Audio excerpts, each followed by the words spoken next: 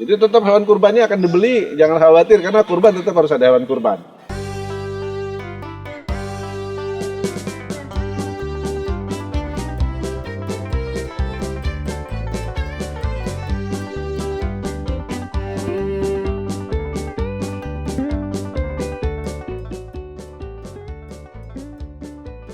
Pas pengen, Pas ana. ora halal, Ora kepenak. Dari tadi ngeliat sapi mulu, nggak ada kambing apa? Nis, kita kan sambil jalan-jalan sambil cari ilmu. Oh, no? Kan? Ada apa? Kambing kan? Nah, kita mau lihat kambing sambil tanya-tanya sama pakar kambingnya. Hah, oke? Mana di mana anak kambing saya? Anak kambing saya ada di mana-mana. Sore, aduh, Maaf, dengan Kang siapa? Dayari Pak, dari Majalengka. Majalengka. Kang Ferry. Beliau ini ahli makan sekaligus peternak kambing dan sapi. Nah, kalau mau tanya-tanya soal kambing, makanan sapi, beliau ini ahlinya. Ya, kenapa? Maklum. Wadon izin kayak. Kang Gary, saya mau tanya nih Kang. Ini biasanya kalau menjelang bulan-bulan Idul Adha atau Idul Kurban, bawa berapa banyak sih Kang kambing, sapi gitu ke Jakarta? Untuk tahun ini agak khawatir sebetulnya ya dengan kondisi kemarin yang sedang kita hadapi ini ya.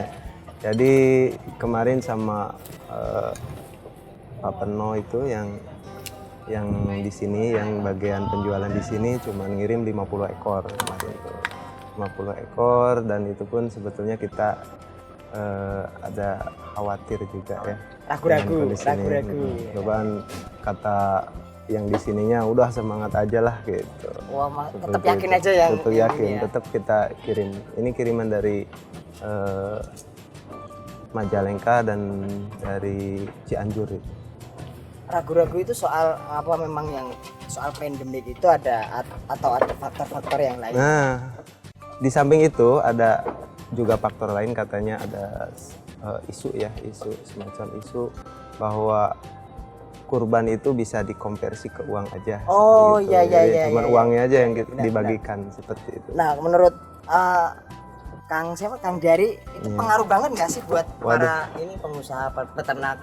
Ini saya bukan hanya berpengaruh ya, kalau memang itu sudah dipatwakan, katakanlah sama kebijakan pemerintah mempatwakan untuk seperti itu, ini efeknya sangat luar biasa. Karena apa? Kita itu udah berkali-kali kena masalah dengan COVID ini ya. Pertama mau munggahan, pasar-pasar ditutup, pasar daging ditutup, terus kuliner-kuliner ditutup, kita nggak bisa jualan gitu. Terus Lebaran kemarin, biasanya kan setelah Lebaran itu ada acara raya, acara hajatan seperti itu yang memakai daging yang banyak, baik sapi maupun domba itu sekarang menurun gitu kan. Nah, ini satu-satunya momen yang paling kita tunggu-tunggu itu sekarang itu kurban.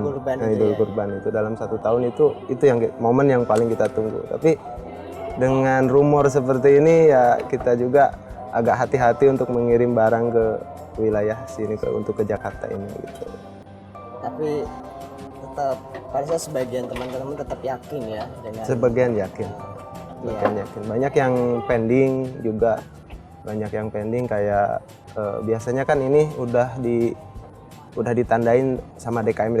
DKM itu sekarang mempertahankan sampai ada yang datang kemarin itu kasih DP untuk sapi ya. Jadi dia bilang kalau ini nggak jadi uang kembali gitu. Kalau sampai PSBB itu diberlakukan, jadi tidak boleh motong kurban, uangnya harus kembali. Nah, itu efeknya luar biasa sekali karena bisa jadi kan nanti ini kembali lagi ke kampung-kampung gitu ya. Resikonya sangat tinggi sekali. Memerlukan kos yang tinggi lagi juga ya. Luar biasa.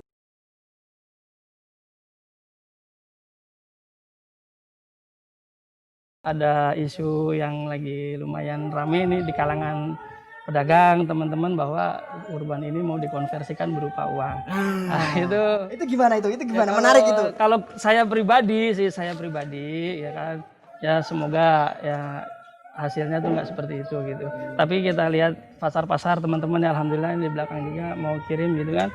Nah, ini mudah-mudahan nggak sampai terjadi seperti itu. Tapi kalaupun itu misalnya ya kayak ada beberapa ketua DKM atau pengurus masjid juga tanya ke saya, itu tuh berimbas banget gitu. Seumpama ini terjadi, kita harus mulangin uangnya.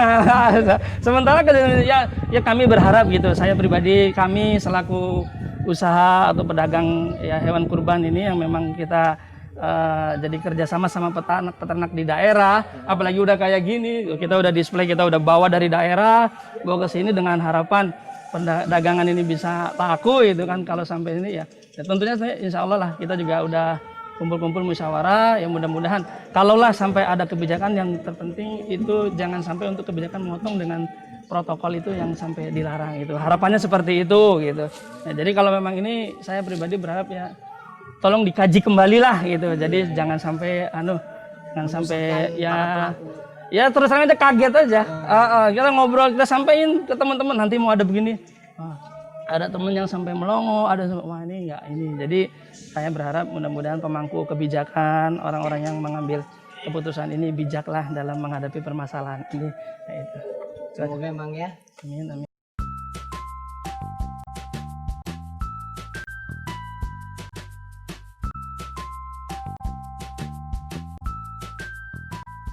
Mas Eko, kita di sini nungguin siapa sih? Kalem. Bentar lagi orangnya datang. Kita tanya-tanya. Halo Mas Bro, Mbak Bro, ketemu lagi. Mas pengen, Mas sana. Ora halal, ora ketemenan. Bapak ketemu maning ke ya. Ada apa lagi nih? Apa lagi? Mas Eko, tanya cepetan. Begini Bapak Ya. beberapa minggu ini kan Nok Nisa dan saya tuh keliling Jakarta. Sudah banyak para pedagang dari daerah ya biasa mempersiapkan Idul Kurban. Nah dari tempat satu ke tempat yang lain itu keluhannya sama semua Bapak Apa tuh? antara dua, ragu-ragu dan malu. Ragu-ragu kalau pulang dagangannya nggak laku dan malu kalau nggak dapet uang. Pakai selaku staf khusus Wapres di bidang ekonomi dan keuangan. Mungkin bisa memberi solusi yang solutif bagi para pedagang sapi dan ternak lainnya. Wah, ini memang kan sekarang ini mau menghadapi kurban ya. Biasanya ini masa-masanya panen buat pedagang sapi, domba, pokoknya hewan-hewan kurban, termasuk juga buat peternak. Nah, memang ini kan setiap tahun peningkatannya naik terus tuh yang mau berkurban kan. Nah, ini kan bagus buat mereka, momentum lah buat kebahagiaan juga para pengusaha atau peternak atau juga pedagang. Ini tenang saja, insya Allah masyarakat Indonesia tetap bisa melaksanakan kurban kan di dalam suasana COVID-19 juga.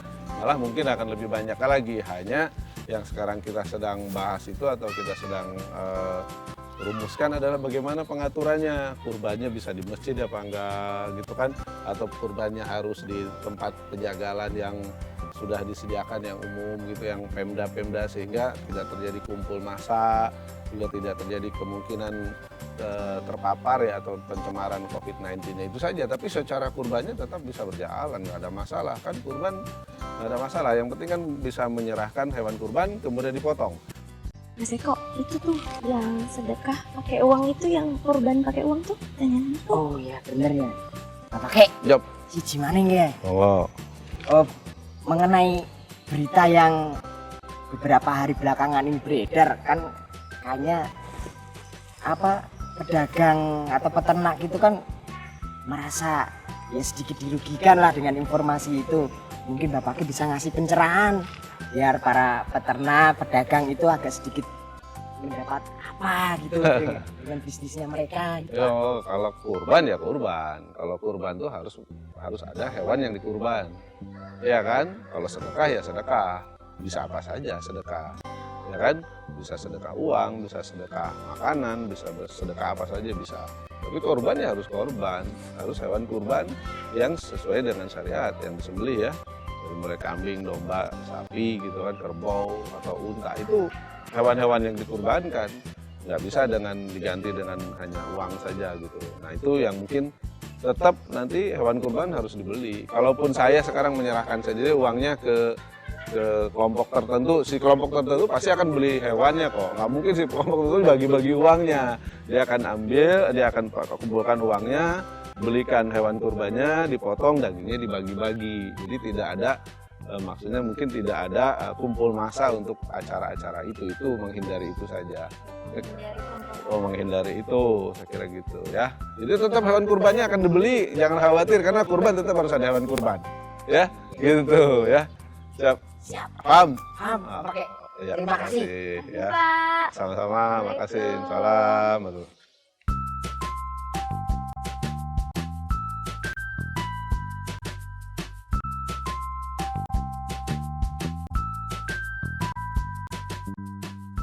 Kita lagi ada di pondok pesantrennya Yai Olin. Jadi gini Pak Kiai, apa sih tanggapan Pak Kiai tentang yang ngegantiin kurban ke konversi ke uang itu gimana menurut Pak Kiai? Yang disembeli tetap kurbannya, uang cuman alat bayarnya. Jadi kalau kita ngirim uang, tetap yang disembeli bukan uangnya, tetap dibelikan sapi, dibelikan kambing, lalu sapi dan kambingnya itu sudah dipotong. Gitu. Jadi itu hanya alat bayar, alat tukar saja, bukan uang yang disembelih ya. Tetap sapi atau kambing disembelih. Robek dong Pak Yai. Itu dia. Oh ya Pak Yai, saya mau tanya satu lagi nih Pak Yai. Pak Yai sebagai apa sih yang seharusnya dilakukan pemerintah sebagai dalam hal ini MUI sebagai pemangku kebijakan dan di dalamnya kan ada Pak Yai juga. Sikap apa yang seharusnya dilakukan MUI terkait hal-hal yang tadi dari mulai isu-isu yang beredar sama yang konversi itu tadi ya? Ya, pertama pemerintah menjelaskan pada masyarakat di era ya ke new normal ini bahwa yang dilakukan tidak sampai menularkan penyakit seperti COVID-19 ini. Yang kedua, memastikan bahwa hewan-hewan yang mau dipotong itu adalah sehat. Yang ketiga, difasilitasi masyarakat itu untuk berkurban itu. Difasilitasi apa? Ya, pengirimannya, dipastikan kesehatannya, dan lain sebagainya. Gimana Nis? Udah lengkap belum jawabannya? Udah Mas Eko. Masih ragu-ragu kamu? Enggak, Udah.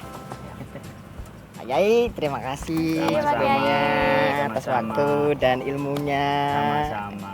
Semoga Pak Yai sehat selalu. Amin ya Rabbal Alamin, terhindar dari COVID-19. Amin. Pas pengen, Pas Ana. orang ala, Orang kepenak. kepenak.